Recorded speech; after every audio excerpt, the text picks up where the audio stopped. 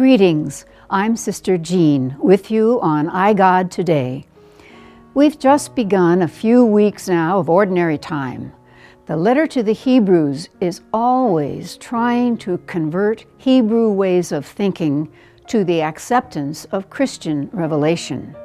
For example, in this passage, that Jesus' blood shed in his passion and death is way more efficacious than the former multiple animal sacrifices needed to make humanity right with God. How much more will the blood of Christ, who through the eternal Spirit offered himself unblemished to God, cleanse our consciences from dead works to worship the living God. It's a bit of a stretch for us Gentiles to be so deeply impressed by that comparison, but we are extremely grateful for the God-man's sacrifice on our behalf, reconciling us with the Godhead and literally showing us in person how to live as the beloved community of God. But such enlightenment does not always come easily to people.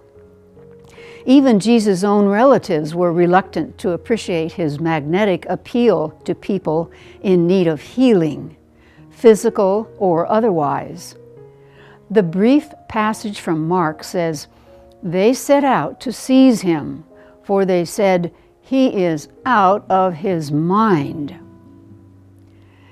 It's a huge stretch for our 21st century Christian minds to imagine anyone calling Christ crazy. But it is there in the Bible.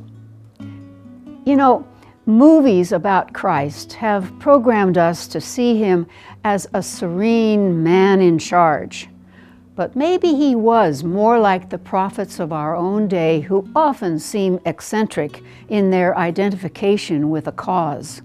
In Jesus' case, the cause of right living.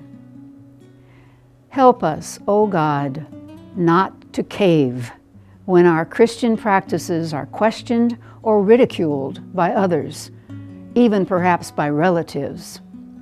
Help us keep our eyes on Jesus' perfect example of God's kind of community. Help us, in fact, to bring it about within the circles of our lives. Amen. Let it be.